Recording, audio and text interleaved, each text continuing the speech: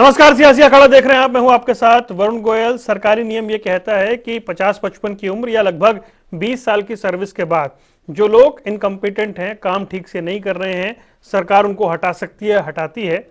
अब एक आंकड़ा आया कि 2014 के बाद 50 के आसपास यहां दिया गया है, उन पर गाज गिरी है।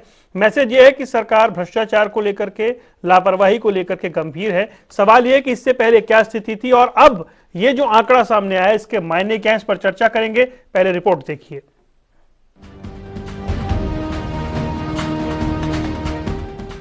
हरियाणा में अच्छा प्रदर्शन नहीं करने वाले अधिकारियों और कर्मचारियों पर हरियाणा सरकार सख्त एक्शन ले रही है। पिछले 8 साल में हरियाणा सरकार ऐसे 48 अधिकारियों और कर्मचारियों को नौकरी से बाहर का रास्ता दिखा चुकी है, जिन्हें या तो भ्रष्टाचार में लिप्त पाया गया या फिर जिन्होंने लापरवाही बरती है। इन नॉन परफॉर्मर और भ्रष्ट अधिकारियों और कर्मचारियों में कई पर सरकार की गाज गिरी तो कुछ ने मजबूरी में समय से पहले ही रिटायरमेंट ले लिया।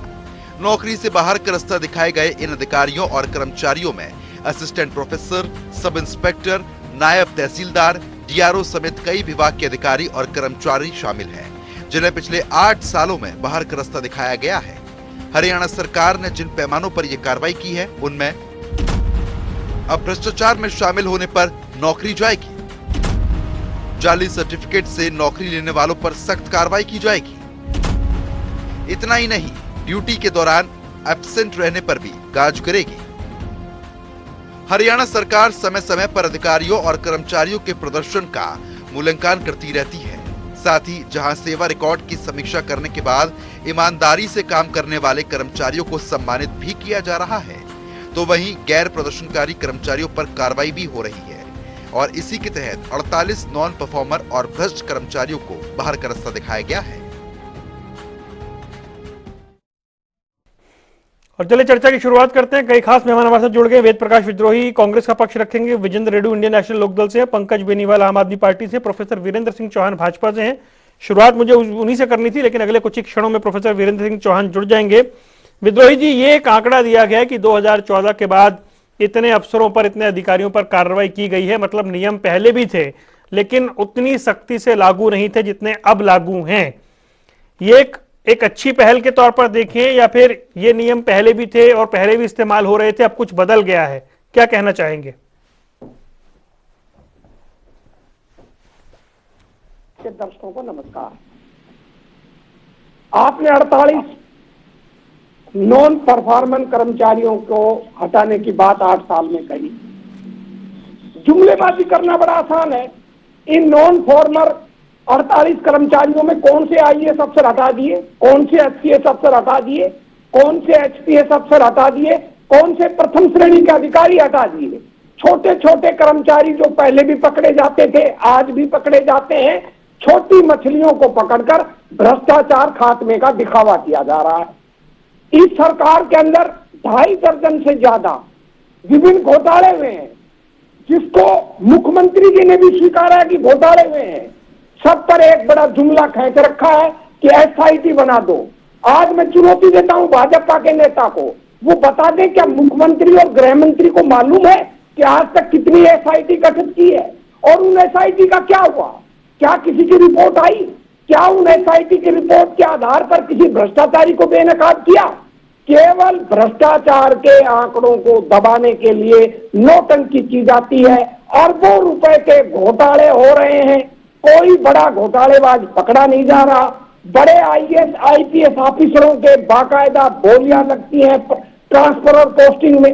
और वरुण जी, आपको याद होगा, मैंने आपसे एक बात बड़े मजाक के अंदर कही थी पंचायत चुनावों के संदर्भ में, जब भाजपा के केवल 122 में से 20 या 22 पार्षद जीते थे, इनको 5% वोट मिली थी, तब भी मैंने आपसे डिबेट में कहा था कि भाई हरियाणा की एक परंपरा है, किसी की भी कोई जीते कोई हारे, चेयरमैन तो राजवालों के बनने हैं और खरीद फरोख्त होनी है।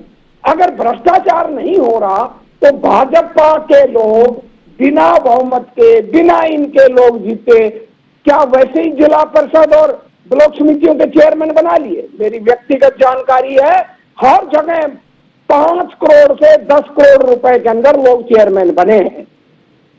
तो जब कि मतलब आपने कहा कि कौन हटे हैं, तो एक लिस्ट एक बार मतलब मुझे बतानी भी चाहिए। मैं वैसे बता देता हूँ, इसमें assistant professor, sub inspector, horticulture development officer, नायब तहसीलदार। नो सर, मैंने जो पूछा है उसका नहीं नहीं, अरे भाई जवाब चौहान साहब देंगे, वो जुड़ रहे हैं।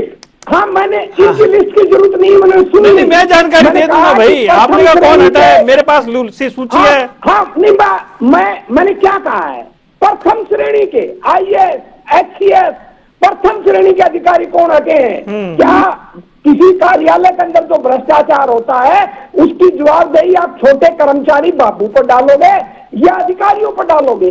सारा खेल तो अधिकारियों द्वारा होता है, बाबू तो केवल मोहरे होते हैं, भ्रष्टाचार करने वाले दूसरे ही लोग होते हैं। और चौहान साहब लगे हाथ ये भी जवाब देते हैं। मैं किसी पर व्यक्तिगत आरोप नहीं लगा रहा, चौहान साहब भी मेरे मित्र हैं और भाजपा के MP MLA वो भी मेरे मित्र हैं। हाँ, मैं चौहान साहब जितना ज्ञानी नहीं हूँ, इतना जानकार नहीं हूँ, राजनीति का इतना मैं समझ नहीं है, क्योंकि ज्ञान का ठेका तो सारा भाई संगी भाइयों के पास है। पर जो थोड़ा मेरे पास जानकारी है, अनुभव है, मैं इन सभी आज के सत्तारूढ़ नेताओं को जब भी जानता था, वो चाहे मुझे ना जानते हो, जब वो संघर्ष करते थे, फटेहाल थे, और आज भी जानता हूँ कि किस तरह 8-9 सालों में ठीक है विद्रोही जी, खरबपति हो गए। क्या ये आपके सवालों के जवाब लूंगा मैं चौहान साहब से। बस चौहान साहब अगले कुछ ही मिनट में जुड़ रहे हैं, तो फिर मैं जवाब लूंगा। विजेंद्र रेड्डी जी, एक आंकड़ा इसमें यह दिया गया है कि 2014 तक ऐसी जो कार्रवाई थी उसकी संख्या 32 थी, 32 लोगों को ही हटाया गया था, अब ये बढ़कर 48 हो गई है। आपका रिएक्शन? बता रहे हैं कि 2014 के बाद भ्रष्टाचार बढ़ा है। 2014 तक केवल 30 ऐसे अधिकारी नापे गए थे जिनको सभी से हटाया गया था और उन सभी से निकालने का काम किया था, लेकिन अब 8 साल में ही 48 को इन्होंने निकाल दिया सर्विस से। ये क्या आप इसको मानते हैं कि ये भ्रष्टाचार के ऊपर सख्त एक्शन है? नहीं, बिल्कुल नहीं। मैं तो ये मानता हूँ कि भ्रष्टाचार इतना बढ़ गया है, जो इतने सालों में 70 सालों में 30 अधिकारी पकड़े गए थे, इनके शासन में तो 8 साल में ही 48 के तो खुद मान रहे हैं कि हमने 48 अधिकारी ऐसे पकड़े हैं जिनको इसमें नॉन परफॉर्मर भी है ना जी? हाँ, नॉन परफॉर्मर भी है और वॉलंटियर भी होंगे जिन्होंने अपनी वॉलंटियर लेकर के गए होंगे। लेकिन खुद ये इस बात को किस मुंह से ये कह रहे हैं कि हमने हमारे 8 साल में 48 ही हुए और पहले 30 हुए इतने सालों में। अरे आप भ्रष्टाचार कितने गुना बढ़ गया? आप ये देखिए 1.5 गुना से 70 साल में 30 और 8 साल में 48, तो कितने गुना भ्रष्टाचार हरियाणा प्रदेश में सरकार ने बढ़ाने का काम किया है, जो आप खुद इसका एस्टिमेशन कर सकते हो। आज नीचे स्तर से लेकर के ऊपर के स्तर तक हर जगह भ्रष्टाचार ही भ्रष्टाचार है। ठीक है, मैं बताना चाहूंगा, 1 मिनट, ट्रांसपेरेंसी इंटरनेशनल की एजेंसी थी जिसने इंडिया का सर्वे किया था, पूरा इंडिया ही भ्रष्टाचार में उसने बताया 180 देशों में 78वां नंबर इंडिया का था। पाकिस्तानी भी हमसे 80 देशों। रेड्डी साहब, हालांकि मैं बीच में बोलना नहीं चाह रहा था, ये जो इंटरनेशनल वाले होते हैं ये तो हैप्पी इंडेक्स में श्रीलंका और पाकिस्तान को इंडिया से आगे दिखा रहे थे। आज देख लो दशा क्या है पाकिस्तान की, श्रीलंका की। तो इनकी रेटिंग पे ना जाया करो सर, ये तो पता नहीं क्या दिखाते हैं। सर ये CMI को तो बता देते हैं। चलिए ठीक है, चौहान साहब जुड़ गए, जरा जवाब जरूरी जवाब ले लूं। चौहान साहब जुड़ गए, जवाब ले लूं, फिर आता हूं आपका। चौहान साहब, सबसे पहले विद्रोही जी ने कहा आप छोटी मछलियों को पकड़ रहे हैं, कौन सा फर्स्ट रैंक का अधिकारी पकड़ा? वो तो चुनौती दे रहे हैं कि बताइए कहां कार्रवाई हुई। देखिए, पहली बात तो ये कि भ्रष्टाचारी छोटा हो या बड़ा हो, भ्रष्टाचारी होता है, उसका आकार प्रकार देखकर उसके भ्रष्टाचार की जो डिग्री या इंटेंसिटी है वो तय नहीं की जाती। जो भ्रष्ट है, जिसके खिलाफ शिकायत, जांच के बाद प्रमाण के आधार पर उसका दोषी होना पाया जाता है, हम उसको कानून के रास्ते से सजा देते हैं। केवल हमारे वेद प्रकाश विद्रोही जी किसी को भ्रष्ट कह दें और हम सूली पर लटकाना शुरू कर दें, ऐसा नहीं होता। एक प्रक्रिया है भ्रष्टाचारियों को नाथने की, कानून में प्रोविजंस हैं, उनका पालन करते हैं और दुष्टों को, शैतानों को, भ्रष्टों को, वो जिस भी आकार प्रकार, रंग, जाति, क्षेत्र, आयु के हों, हम उनके खिलाफ दंडात्मक कार्रवाई करते हैं बिना किसी भेदभाव के। एक बात मैं विजेंद्र जी को मैंने लास्ट में सुना, इनको इन्हीं का जो गणित है उसको थोड़ा सा कोण बदल करके दिखाना चाहता हूं। विजेंद्र जी कहते हैं कि 2014 तक तो बहुत कम लोग पकड़े गए थे या उनको सेवानिवृत्त किया गया था या दंडित किया गया था, और इन 8 सालों में बहुत अधिक लोगों को टांग दिया, लटका दिया, उनको दंडित कर दिया। इसका अर्थ है कि भ्रष्टाचार बढ़ा है। ये तो निगाह का सवाल है साहब। आप भ्रष्ट अधिकारियों के, भ्रष्ट कर्मचारियों के, नाकारा कर्मचारियों के पालक थे, संरक्षक थे, दोस्त थे, मित्र थे, इसलिए आपने कार्रवाई नहीं की। हम किसी भ्रष्ट के संरक्षक नहीं हैं, किसी के मित्र नहीं हैं, किसी के दोस्त नहीं हैं। हम हरियाणा की जनता के दोस्त हैं, हरियाणा की जनता के मित्र हैं। हरियाणा के कोष के साथ, राजकोष के साथ जो कोई गड़बड़ी करेगा या करता है, हम उसको टांगते हैं। एक दूसरी बात और, इसी को विजेंद्र जी, आप बहुत सूझवान प्रवक्ता हैं, लेकिन जरा बताइए ना, ये जो इनएफिशिएंट अधिकारी कोई आज कम आयु में, माने रिटायरमेंट की आयु से पहले उनको घर भेजा जा रहा है, निश्चित तौर पर आप सूची उठाकर देख लीजिए, ये भारतीय जनता पार्टी के कार्यकाल में हमारे द्वारा नियुक्त या पदोन्नत लोग नहीं मिलेंगे। ये तो आप लोगों से हमें और हरियाणा की जनता को विरासत में मिले हैं। आपने जिन भ्रष्टों को, नकारा लोगों को लगाया होगा, आगे बढ़ाया होगा, हमने आकर उनका मूल्यांकन किया, कानूनी रास्ते से मूल्यांकन किया और उनको हम दंडित कर रहे हैं। सीधी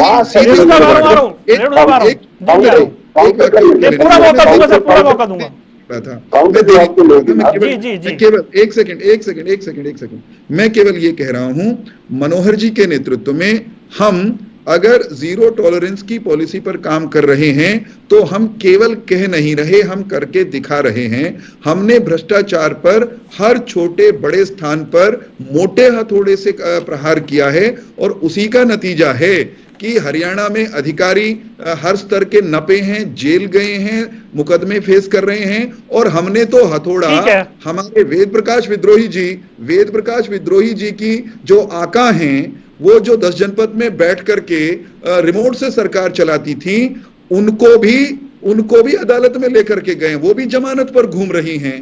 तो विद्रोही जी और क्या चाहते हो आप?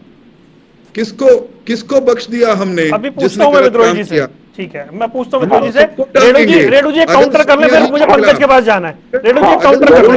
इन्होंने कहा कि अपने बचाव में अदालत में नहीं कह पाई तो वो भी टंगेगी। मैं कहना चाहता हूँ कि हमारे शासनकाल में सत्ता एक बहुत ही अच्छे तरीके से चला करती, ये लोग बिल्कुल ईमानदारी से काम करते थे, इसीलिए अब तक यहाँ तक पहुंचे हैं।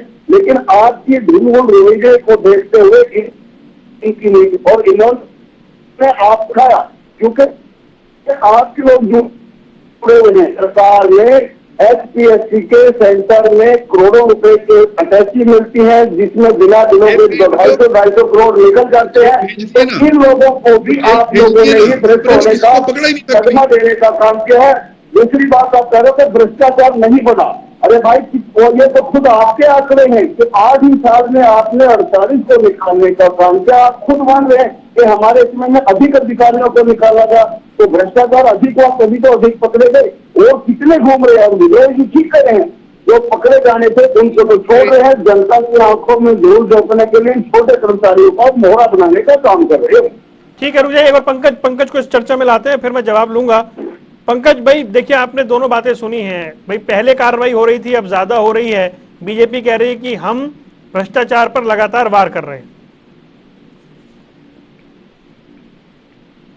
कर्मचारियों को निकालना, अपने जो इनके साथी रहे बड़े बड़े, उन सबको बचाने के लिए 48 अधिकारियों की बलि आज भाजपा सरकार ने चढ़ाई है। अगर ये नॉन परफॉर्मेंस की बात करते हैं तो गुड़गांव के अंदर, चौहान साहब सुनिएगा, गुड़गांव के अंदर बस स्टैंड नहीं है। मिलेनियम सिटी हरियाणा का कहा जाने वाला गुरुग्राम, उसके अंदर आपका बस अड्डा नहीं है, वहां पर सरकारी अस्पताल नहीं है। अस्पतालों के नाम पर बहुत प्राइवेट हॉस्पिटल बहुत बड़े बड़े हैं, लेकिन सरकार ने वहां पर क्या किया? आपकी परफॉर्मेंस बताइएगा। हरियाणा प्रदेश पर लगातार कर्ज बढ़ता जा रहा है, हर साल प्रत्येक वर्ष सरकार पर कर्ज बढ़ता जा रहा है। इसकी परफॉर्मेंस कौन देगा? इसका नॉन परफॉर्मेंस, ये भी तो नॉन परफॉर्मेंस में आएगी ना। आपके खेल मंत्री यौन उत्पीड़न का मामला उनके ऊपर आ गया। अब खेल मंत्री कहाँ है वो? क्या ये वो विषयांतर नहीं हो रहा परफॉर्मेंस क्या? है क्या? नहीं, वो खेल वो मंत्री आपकी कहाँ है? ऐसी परफॉर्मेंस है क्या? मंत्री तो है, आपने कहा खेल नहीं तो कि मंत्री नॉन तो परफॉर्मेंस है, पे जाएंगे। हाँ, लॉ एंड वो ऑर्डर मंत्री पर, है। लॉ एंड ऑर्डर पर आ रहा हूँ विद्रोही जी, आ रहा हूँ, आप ही के पास आ रहा हूँ, आ रहा हूँ विद्रोही जी। डीएसपी सुरेंद्र सिंह को दिन दिहाड़े विद्रोही जी, आ रहा हूँ, निकल दिया गया, तो लॉ एंड ऑर्डर आपका कहां चला गया? वो भी नॉन परफॉर्मेंस में आ गया। ठीक है, आपने ये बोला विषय कि कुछ हमने और हो गया। पियोन को भी हटा दिया। अरे चौहान साहब, पियोन कैसे भ्रष्टाचार कर देगा? कैसे वो नॉन परफॉर्मेंस में आ जाएगा? आरक्षण देते हैं आप लोग, उन चलिए, लोगों को जवाब देता हूं मैं। संरक्षण दे रहे हैं पंकज भाई, जो भ्रष्टाचार को। ठीक है, मैं इसीलिए जवाब देता हूँ जी, एक मिनट। वरुण जी। विद्रोही जी कुछ ऐड कर रहे हैं, फिर आ रहा हूँ जी। विद्रोही जी, मैंने तो केवल वरुण जी नहीं, अभी कहा था कि आप खत्म नहीं हुआ वरुण जी, आ रहा हूँ, आ रहा हूँ, पहले सर आ रहा हूँ। संदीप जी, नॉन परफॉर्मेंस का एक संदीप डाटा जी, है। ठीक है, संदीप सिंह जी खेल मंत्री नहीं तो कोई बात नहीं, मंत्री तो हैं, मंत्री हैं, तो आप ये फर्क नहीं पड़ता कि बर्खास्त आप कर दो खेल उनको। मंत्री हैं या प्रिंटिंग बर्खास्त क्यों नहीं किया गया अभी सरकार से? वही हमारे विद्वान प्रवक्ता चौहान साहब ने कहा, ये तो ज्ञानी है, मैंने तो आपसे पहले ही कहा था कि हमने सोनिया गांधी को कटघरे में खड़ा कर दिया। अरे भाई, आप क्यों असत्य बोल रहे हैं? सरकार ने कब सोनिया गांधी के खिलाफ केस किया है? प्राइवेट कंप्लेंट है, इस्तगासा है। ऐसे इस्तगासा देश के अंदर लाखों लोगों के खिलाफ है, और ऐसे इस्तगासों पर जिसके खिलाफ भी होता है वो जमानत लेता है। वो इस्तगासा भी क्या है? अभी तक सुब्रमण्यम स्वामी इस्तगासा करने वाला, जब इस्तगासा को प्रूव करने की प्रक्रिया शुरू हुई, वो हाई कोर्ट से स्टे लिया कि मैं कार्रवाई अभी स्टे करवा लो। तो मैंने तो अपने पूरे सामाजिक राजनीतिक जीवन में पहली बार देखा है कोई इस्तगासा करने वाला 2 साल से के लिए बैठा है। ठीक है, लिए बैठा है, इसमें है नहीं ताकि प्रचार करते रहे। दूसरी बात इन्होंने कही कि भाई हमने अच्छे कर्मचारी नियुक्त किए। शायद मेरे विद्वान साथी को अधिक विद्वान है ना, मैंने तो पहले ही कहा था, हम तो ना समझ लोग हैं, अज्ञानी लोग हैं, सारा ज्ञान तो हमारे संगी भाइयों के पास है। मैं थोड़ी सी जानकारी मेरा इनको बता देता हूँ, हो सकता है मैं गलत हूँ। 1970 के अंदर भी ये सरकार में थे, 1987 में भी ये सरकार में थे, 1996 में भी ये सरकार में थे, और 2001 की चौटाला सरकार के भी गठबंधन साथी थे। तो ये भी हरियाणा की 4 सरकारों में रहे हैं और 2 सरकारों में अब हैं, 6 सरकारों में ये भी रहे हैं। तो ये दूसरों पर आरोप लगा देना कि उन्होंने गलत नियुक्त किए थे, हमने नहीं किया, अर्थात आपकी कोई जवाबदेही नहीं है। आप उन सरकारों में क्या लड़ाई? चले, जवाब थे क्या? ठीक है, जवाब दीजिए भाई। तीखे आज तीखे तीर चल रहे हैं विद्रोही जी के। विद्रोही जी के तीर जो हैं, मैं इनको लौटाना चाहता हूं। विद्रोही जी, आप आदरणीय विद्रोही जी, आप सुविधानुसार एक ही मुकदमे को अपने खिलाफ इस्तेमाल कर लेते हैं, मतलब हमारे खिलाफ इस्तेमाल कर लेते हैं। उसी मुकदमे का अगर मैं जिक्र कर दूं तो आप कहने लगते हैं कि नहीं नहीं, ये क्या हो रहा है। अब जरा हम चलते हैं सोनिया गांधी जी के मामले पे। ईडी अगर इस्तगासा पर कार्रवाई या जांच की प्रक्रिया में ईडी राहुल गांधी को बुला लें, सोनिया गांधी को बुलाने की बात करने लगे, या गांधी परिवार को बुला लें, तो दोष किसको देंगे? सरकार को देंगे। भाजपा राजनीतिक बदले की भावना से गांधी परिवार के पीछे पड़ी हुई है। और जब हम कह दें कि भाई कार्रवाई हो रही है, जांच हो रही है, ये गांधी परिवार इसने कैसे देश को लूटा, जरा उसका हिसाब लेना शुरू किया है, तो ये कहते हैं साहब आपने कहां किया, ये तो किसी ने इस्तगासा किया था। मतलब चित भी मेरी, पट भी मेरी। ये कलाकारी हमारे आदरणीय जो हैं तीरंदाज वेद प्रकाश विद्रोही जी ही कर सकते हैं। मैं इनको इनकी इस काबिलियत के लिए सलाम करता हूं। मैं आम आदमी पार्टी के मित्र, इनसे भी कुछ इनकी टिप्पणी पर मैं हंसना भी चाहता हूं, और मैं मतलब इनको जरा तिहाड़ ले जाना चाहता हूं। ये हरियाणा सरकार की नॉन परफॉर्मेंस पर सवाल उठा रहे हैं, ये कह रहे हैं कि भ्रष्टाचार बढ़ गया है, और ये और इनके नेता खुद को सबसे साफ सुथरा रिन का धुला हुआ, सर्फ का धुला हुआ, न जाने काहे का धुला हुआ डिक्लेयर करते हैं। लेकिन सारा देश जानता है मेरे भाई कि आपकी दिल्ली सरकार के एक मंत्री भ्रष्टाचार के आरोप में जेल में हैं, और आप में इतनी भी नैतिकता नहीं है। पंकज भाई सुन लीजिए, आप कहिए अपनी बात। पंकज भाई नहीं, ये तरीका ठीक नहीं, मैं आपके बारे में नहीं बोला था।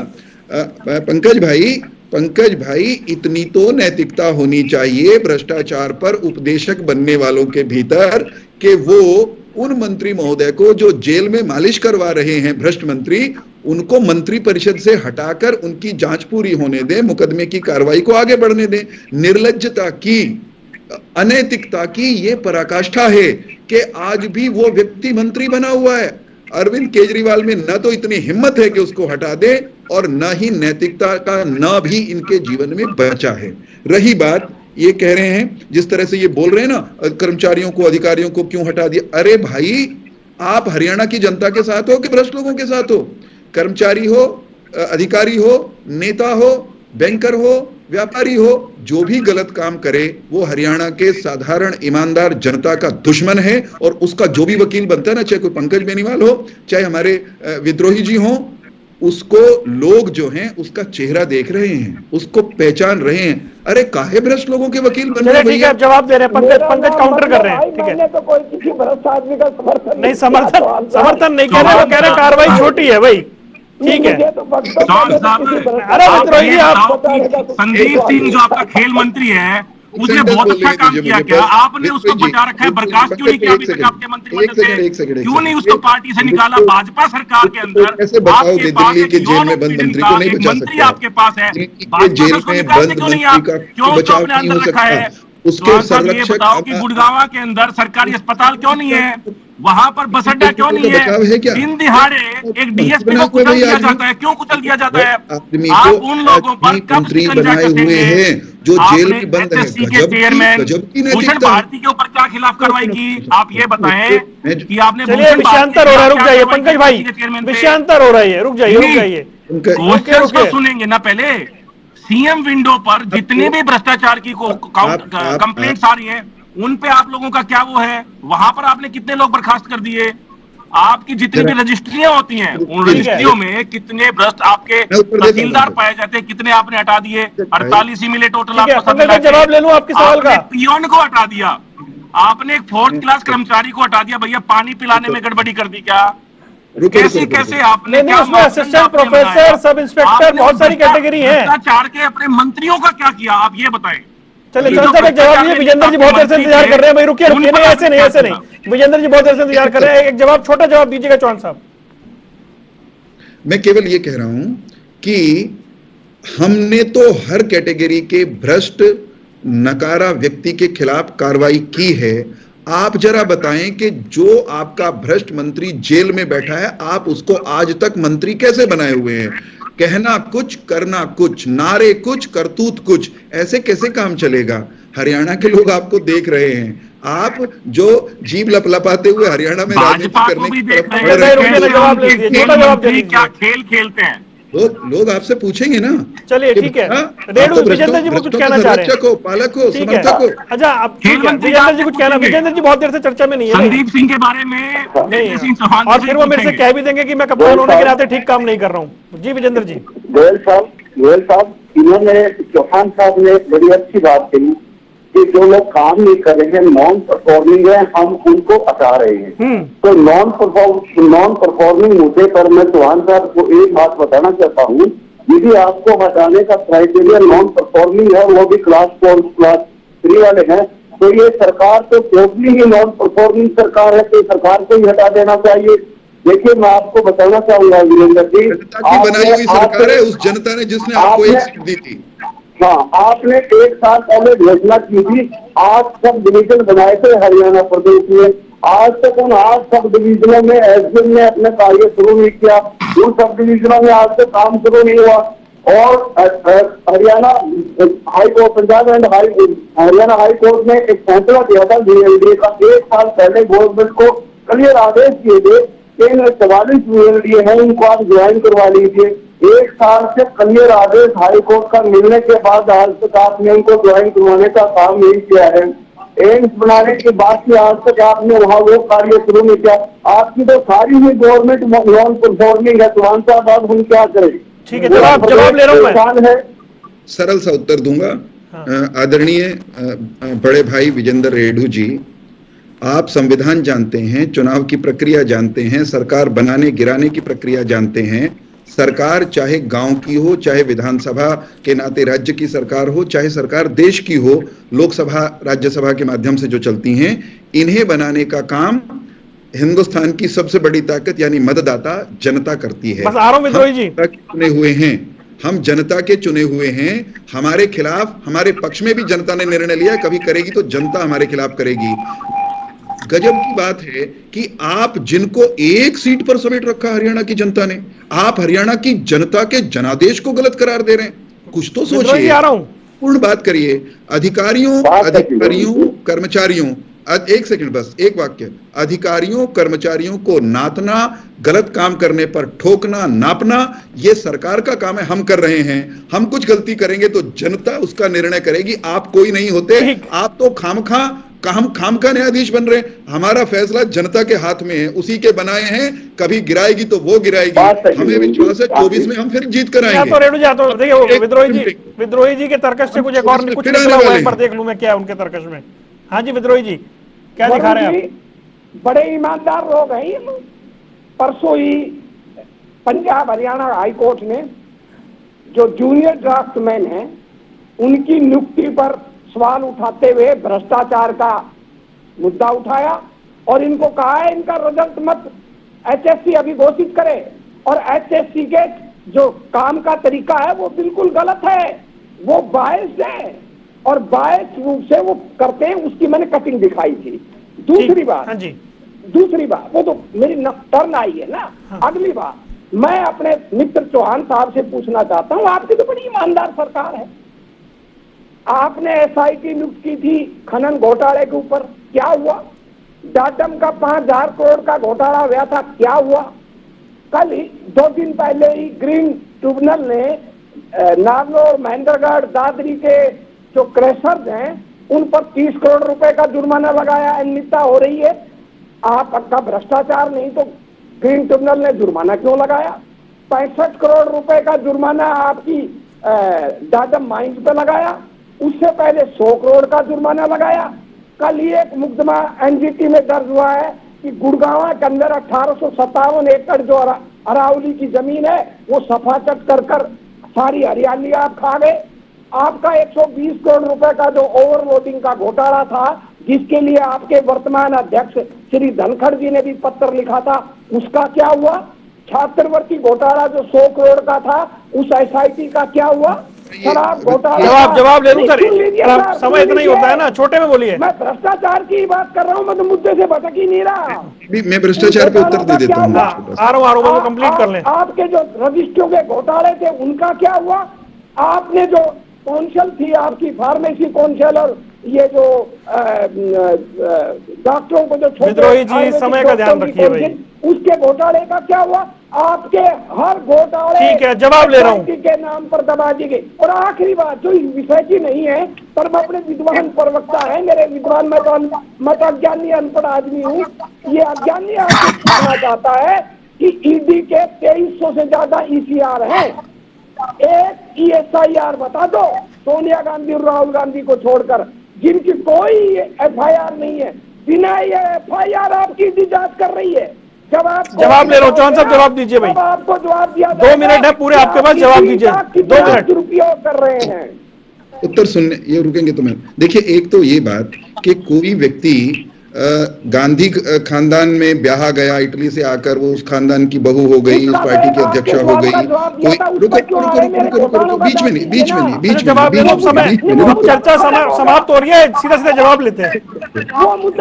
सत्ता से उत्तर दे रहे, सुनिए ना, बीच में बोलेंगे तो फिर क्या उत्तर मिलेगा? चलिए जवाब ले लूं विद्रोही जी, ये समय बड़ा क्रूशियल है, जवाब ले लूं मैं ये कह रहा हूं कि कोई आदरणीय महिला वो इटली से आकर गांधी परिवार की बहू हो गई, कांग्रेस पार्टी की अध्यक्षा हो गई, फिर उनका कोई बेटा हो गया राहुल गांधी, वो एक राजनीतिक विरासत के उत्तराधिकारी हो गए, केवल इसलिए क्या उनके ऊपर लगने वाले भ्रष्टाचार के आरोपों की जांच बंद कर देनी चाहिए?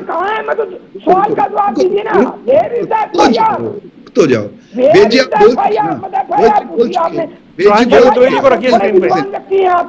मेरा उत्तर पूरा होने दीजिए प्लीज।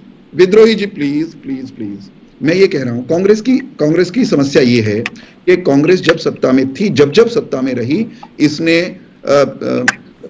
पाताल से लेकर भूमि और भूमि से लेकर आकाश तक, लोहे से लेकर मिट्टी और कोयले तक हर जगह भ्रष्टाचार किया। आकंठ डूबी हुई थी, तो जो स्वयं आकंठ भ्रष्टाचार में डूबे रहे उनको लगता है कि भ्रष्टाचार के बिना ना सत्ता चलती। को हमारी साफ सुथरी चलने वाली सरकार में भी लाख खामियां दिख रही हैं, दिखेंगी भी, प्रतिपक्ष हैं, लेकिन इतना अंधा नहीं होना चाहिए कभी भी राजनीतिक रूप से कि आप साफ सुथरा काम करने वाली सरकार का विरोध करने लगे, भ्रष्ट लोगों पर चोट करने वाली सरकार का विरोध करने लगे और भ्रष्टाचार के खिलाफ हो रही कार्रवाई का भी आप खुले में खिलाफत करने लगे, दुष्टों और भ्रष्टों के बचाव में आकर खड़े होने लगे।